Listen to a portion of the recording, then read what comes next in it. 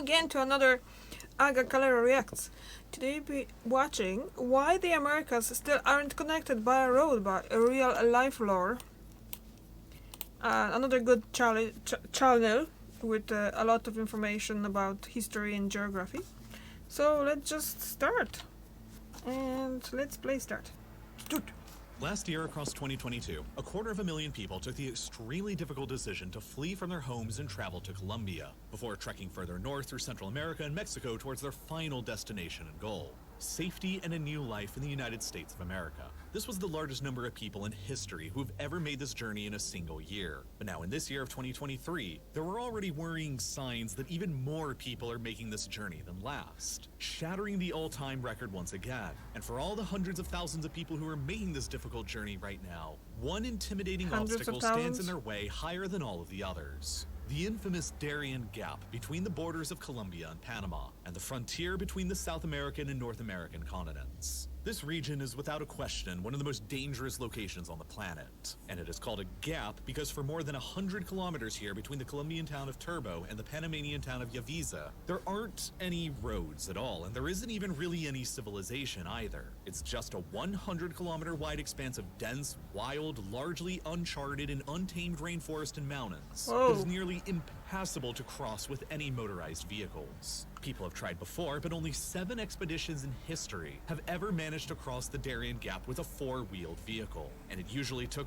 months for them to actually accomplish. That means that in reality, there were only 2 viable ways for people to overcome the Darien Gap and travel between South and North America: either walk through it on foot or travel around it by sea or air. But traveling around it by sea or air costs money that hundreds of thousands of desperate people fleeing from their homes simply don't have. Walking? And so for most instead of them, of walking, this decision, like walking longer, yeah, but just walking through. Walking through the 100 kilometers of the Darien Gap is one of the most hellish and arduous journeys that a human being in the 21st century can possibly make.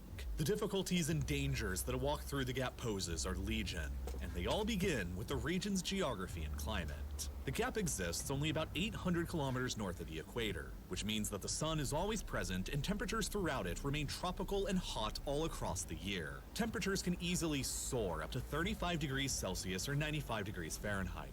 And flanked on the north and the south by the Atlantic and Pacific Oceans, the humidity is always extremely high, which greatly amplifies travelers' thirst and hunger levels when hiking through it. Then there's the steep changes in elevation that must be considered as well. The Panamanian side of the gap is extremely mountainous, with valley floors as low as 60 meters above sea level to soaring peaks of mountains 1,845 meters above sea level, higher than the tallest mountains seen in Australia. And all of these high mountains are completely covered in some of the thickest jungle and rainforest seen anywhere on the planet. Hacking paths or trails through it is a largely futile effort, as the dense jungle will simply swallow it all back up in a matter of days. For more than 90% of all the days of the year, it is raining within the Darien Gap. The area receives over 5,200 millimeters of rainfall a year on average, which makes it one of the rainiest locations anywhere on the planet, and that poses additional challenges to all those who attempt to cross it.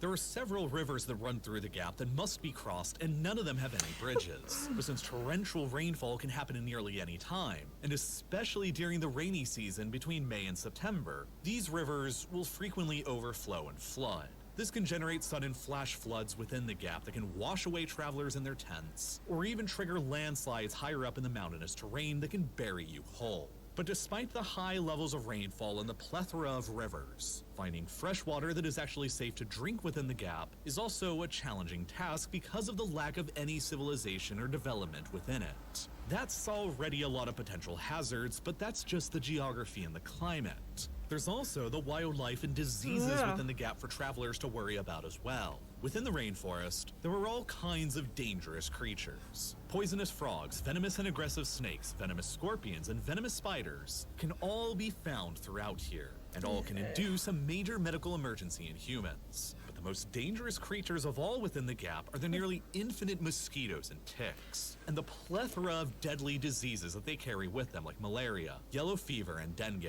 Developing the Darien Gap and building a road through it from one continent to the other is difficult, because the workers who are going to have to do it are going to have to contend with all of these issues, and be extremely unproductive as a result. Disease is rampant and knocks workers out of commission by either making them sick or killing them outright. The omnipresent heat and rainfall all throughout the year keeps even the productivity of the workers who aren't sick relatively low, and negatively affects resources used in road construction like concrete and asphalt as well. Drying concrete for roads in environments where it rains all the time is difficult, while asphalt is subject to softening and deforming when placed under heavy enough loads and high enough temperatures, which is always the case in this kind of environment. And that's not even to mention the complexity of all the rivers that require bridges or tunnels to be built, the mountains that must be circumvented or climbed, and the dense jungles that must be cut through. Construction projects across this region are therefore monumentally challenging, time-consuming, and expensive tasks to complete. And that's a large part of the reason why the Darien Gap has remained undeveloped and wild throughout all of human history, and why it remains essentially impossible to drive between the Americas to this day. Over the span of decades in the 20th century, countries from all around the Americas built out the vast Pan-American highway system,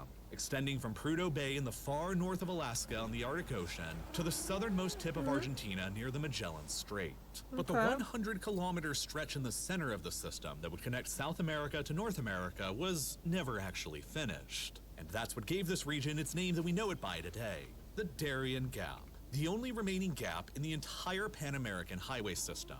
But that isn't to say that building a road through the gap and finally finishing the Pan-American Highway would be impossible. Whoa, it's just to say that it would be very expensive to do so, and moreover, there were a lot of powerful interests around the world who would prefer that the Darien Gap actually remain exactly what it is. A nearly impassable gap which separates North America from South America, that makes it impossible to easily drive between the two continents, and nearly makes it impossible to travel between the Americas by land at all, effectively making North and South America separated islands where most transportation between them has to still be conducted by sea or air.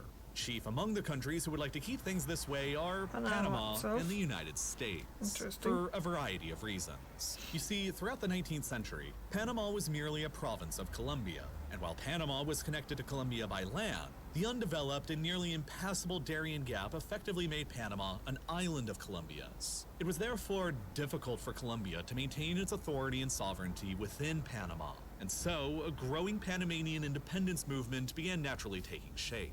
By the early 20th century, the United States was becoming increasingly interested in Panama because of the potential to finish the construction of the Panama Canal. For centuries beforehand, the only way for ships to travel between the Atlantic and Pacific Oceans, or between the Atlantic and Pacific coasts of the United States, was by taking a very long journey around the entirety of the South American continent and through the Strait of Magellan across modern-day Chile. The very narrow Isthmus of Panama presented a unique opportunity for mankind to build a shortcut by carving a canal across just a bit more than 50 kilometers worth of land that separated the two oceans here. And once it was completed, American merchant and military ships could far more rapidly travel between the Atlantic and Pacific coasts, greatly benefiting America's naval flexibility around the world and greatly improving the speed of world trade. Once finished, whomever controlled the Panama Canal would control one of the most strategically important maritime choke points in the entire world. And a big country like Colombia was never going to let such a strategically valuable asset fall under the control of a foreign power like the United States. Hello. And so the United States simply decided to support the native Panamanian independence movement instead by sending its navy down to defend the territory from any Colombian naval assaults. And so, with the undeveloped Darien Gap preventing the Colombian army access and the American Navy preventing any Colombian naval access, Colombia simply had no hope at hanging on to Panama, and so the country declared its independence in 1903. Naturally, the United States was the very first country in the world to recognize Panamanian independence, and in exchange for all of its help in securing that independence and providing the financing to help finish the canal, Panama granted the United States a perpetual lease on all the land around the canal, an area of effective U.S. sovereign control across the country that became known as the Panama Canal Zone. For decades, it was the United States who controlled the Panama Canal and not Panama. Eventually, in 1977, under the threat that Panamanian forces would attack or bomb the canal zone unless it was returned back to Panama, the Carter administration in the United States relented and agreed to a joint administration over the canal that was shared with Panama until 1999, when it was then finally fully handed over back to Panama after nearly a century of American control. But right through to the present day, the Panama Canal and the stability of Panama itself remains a top strategic priority for the United States to consider. Regular and reliable access through the canal enables ships and their cargo traveling between Los Angeles and New York to save more than 22 days off of their travel times that they would otherwise have to endure. I wonder if there's any cruise lines that go into Panama Canal. America. More than 14,000 ships travel through the canal every single year still on average. And I would like to 70% go through of all of those Panama ships Canal. remain American ships. But Panama and its canal both essentially exist as an island of stability within what's mostly a very unstable neighborhood. To the north of Panama is Costa Rica, which is generally ranked as actually being the single most stable country in the whole of North America, exceeding the rankings of even Canada and the United States. But to the south of Panama is Colombia, the former overlord, and a country that has been plagued by internal violence and instability for decades now. And a large part of the reason for all the violence in Colombia stems from the unfortunate fact that Colombia is basically the perfect environment for growing cocaine in, near to where the coca plant indigenously developed in the eastern foothills of the Andes Mountains. As recently as 2022, more than 60% of all the cocaine produced in the world was produced within Colombia. And of course, further to the north is the world's largest consumer and market for cocaine, the United States of America, where in 2016, 37% of all the cocaine in the world was consumed. For decades now, the transportation of cocaine from producer in Colombia to consumer in the United States has been one of the most lucrative businesses in the world to get into, and has provided the funding for dozens of rebel factions and cartels to continue their operations and resist the authority of the Colombian government. And the Darien Gap between Colombia and Panama presents various opportunities and challenges to all of them. On the one hand, the Darien Gap is a large, undeveloped, and difficult to access area, and that makes it the perfect hiding spot for traffickers and rebels to hide out in and run operations out of.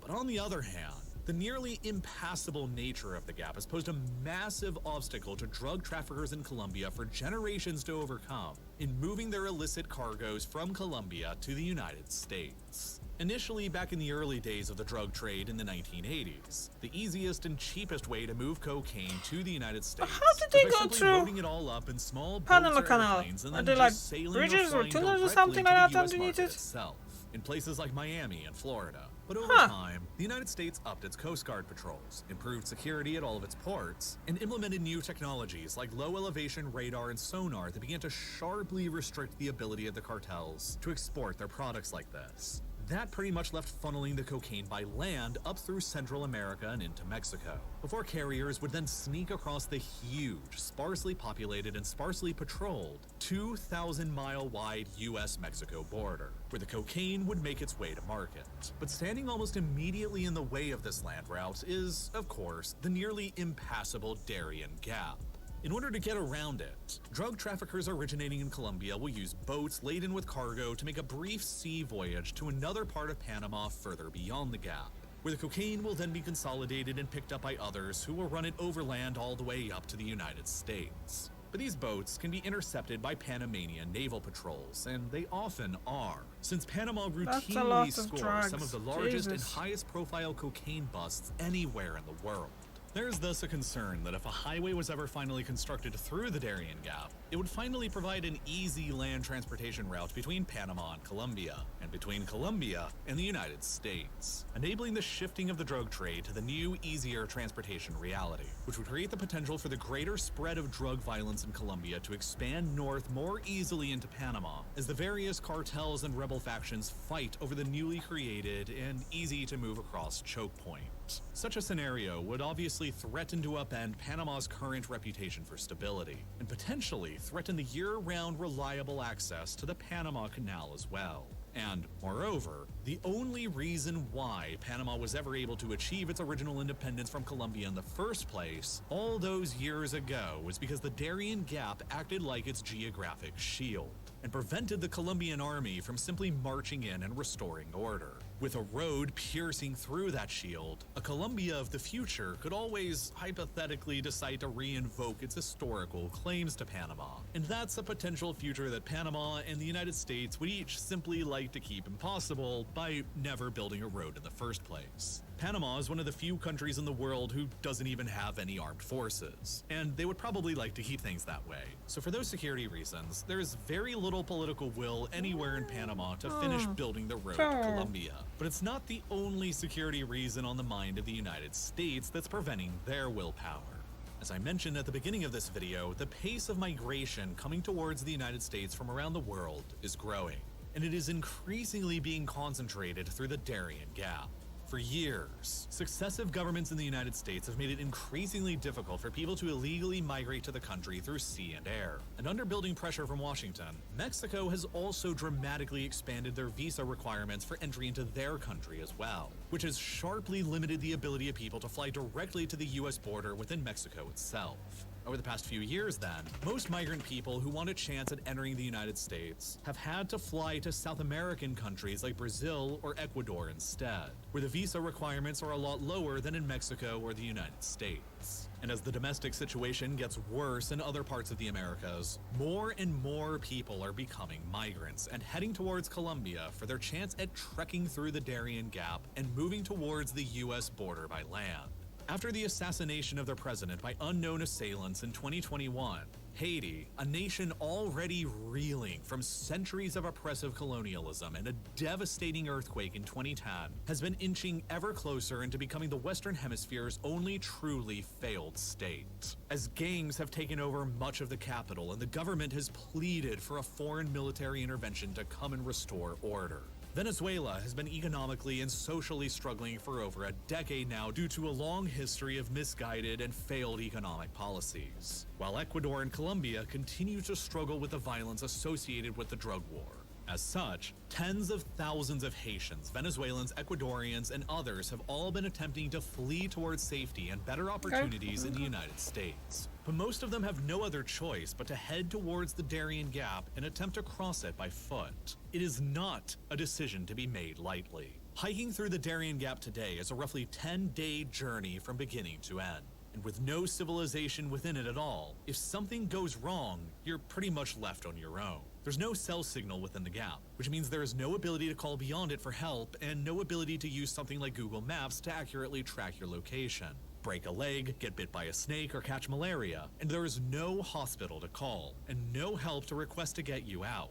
And if you run into trouble with a far-right paramilitary death squad or drug traffickers, there aren't any police to call for help, and you are completely at their mercy. The Darien Gap, as it currently exists, acts like a massive deterrent to people who want to illegally migrate this way towards the United States. But it still doesn't stop everyone from trying anyway. People are growing more and more desperate, as indicated by the fact that in 2021, about 133,000 migrants trekked through the Darien Gap towards the United States. And then the following year in 2022, nearly double that number of people made the same journey. And now in 2023, it's looking like that number may double again, to as many as 500,000 trying to make the journey. And the people who are doing it are coming from all over the world, as far away as China, India, Uzbekistan, and Senegal. If the deterrent to crossing the dangerous Darien Gap wasn't there, and an easy-to-travel across highway was there instead,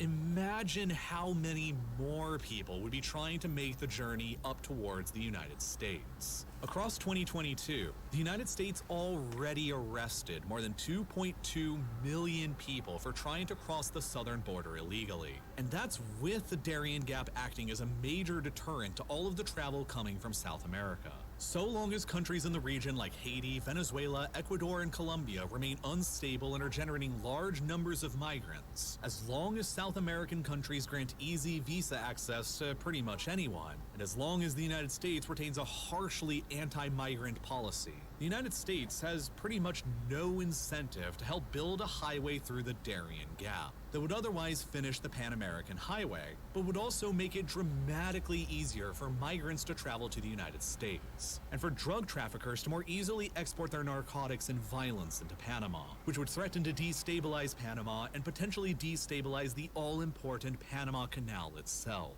And for those reasons, rather than for any technical reasons, the Pan-American Highway is likely to remain unfinished for the foreseeable future, and it will remain impossible to drive between North and South America. Perhaps sometime in the future, when the geopolitical issues are solved though, a road can finally be constructed through.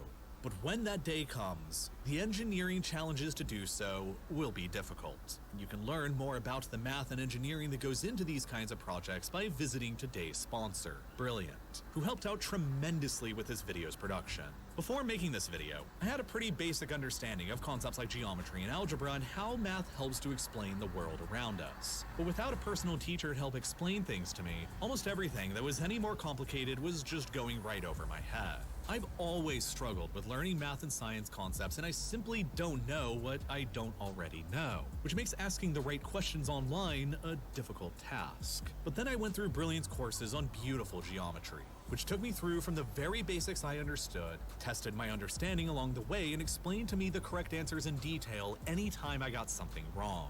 One of the most difficult parts about learning anything new is simply knowing what the right questions are to ask. But Brilliant removes this barrier for you with curated and guided courses that are designed to steadily level up your knowledge base. It's the best way to learn math and science interactively, and you can take the course I did on Brilliant Geometry or one of Brilliant's thousands of other lessons. From foundational and advanced math to artificial intelligence, data science, neural networks, and so much more, with new lessons being added every single month. And best of all, you can try out everything Brilliant has to offer completely for free for a full 30 days by clicking this button that's here on your screen right now, or by visiting brilliant.org/real-life-lore. And if you find it useful, which I'm sure you will, the first 200 people to use my link can continue with 20% off of their annual premium subscription to continue learning further for an entire year. And as always, thank you so much for watching.